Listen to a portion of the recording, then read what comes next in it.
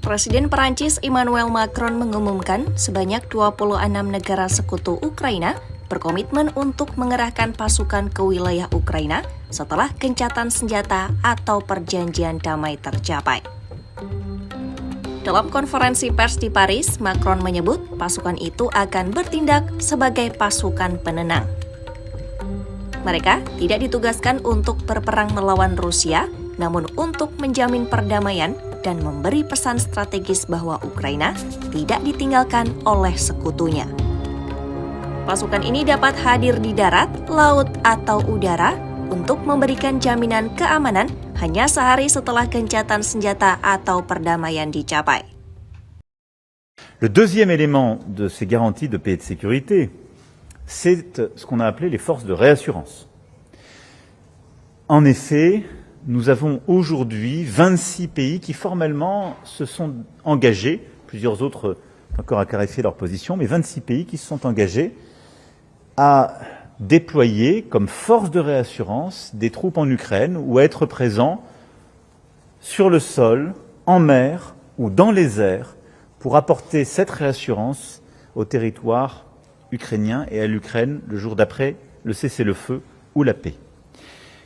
Cette force n'a pas pour volonté ou pour objectif de mener quelques guerres contre la Russie, mais c'est une force qui doit garantir la paix et apporter très clairement un signalement stratégique. Elle se déploiera dans le cadre d'un cessez-le-feu, pas sur la ligne de front, mais dans des géographies qui sont en train d'être définies, mais elle vise à prévenir toute nouvelle agression majeure et à impliquer les 26 États très clairement dans la sécurité durable de l'Ukraine.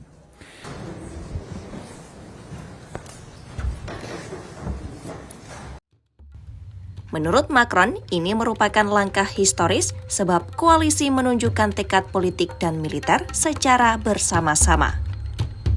Total 35 negara hadir dalam pertemuan koalisi di Paris, 26 di antaranya telah berkomitmen mengerahkan pasukan, sedangkan beberapa lain masih mengklarifikasi posisi mereka. Namun, Macron belum memberikan rincian jumlah kontingen. Ia menegaskan, para kepala staf militer sudah menyusun rencana operasional secara rahasia.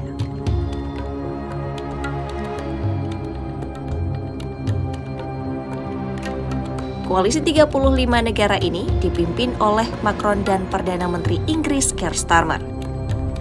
Keduanya bersikukuh pasukan penenang Eropa di Ukraina harus didukung Amerika Serikat agar efektif sebagai jaminan keamanan. Macron menyatakan jaminan keamanan bagi Ukraina tidak akan kuat tanpa jaring pengaman dari Washington.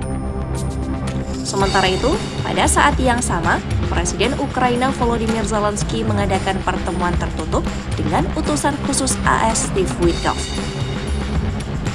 Pertemuan ini membahas bantuan militer dan rencana dukungan jangka panjang untuk mencegah agresi Rusia di masa depan.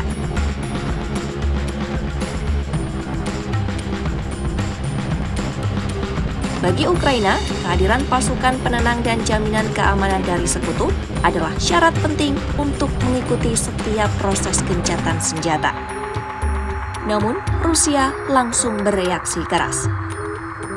Menteri Luar Negeri Sergei Lavrov menilai intervensi militer asing di Ukraina merupakan langkah yang tidak dapat diterima.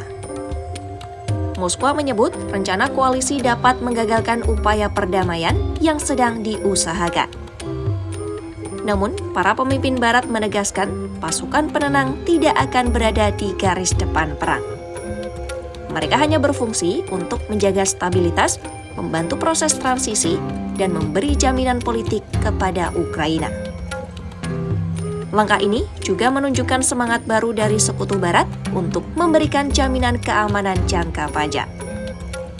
Selain pasukan, koalisi juga bersedia untuk memasok rudal jarak jauh untuk Kiev.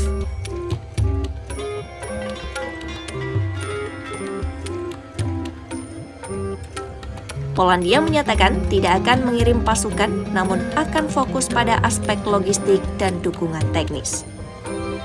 Sementara Jerman dan Italia dikabarkan masih menimbang opsi, namun sudah mengonfirmasi kontribusi dalam pelatihan dan operasi non-tempur. Pertemuan di Paris ini pun menegaskan bahwa Barat tidak membiarkan Ukraina berdiri sendiri. Dengan 26 negara siap mengerahkan pasukan penenang, dunia menanti langkah lanjutan Amerika Serikat. Namun hingga kini, Amerika Serikat belum memberikan komentar terkait langkah yang diambil dalam pertemuan di Paris itu.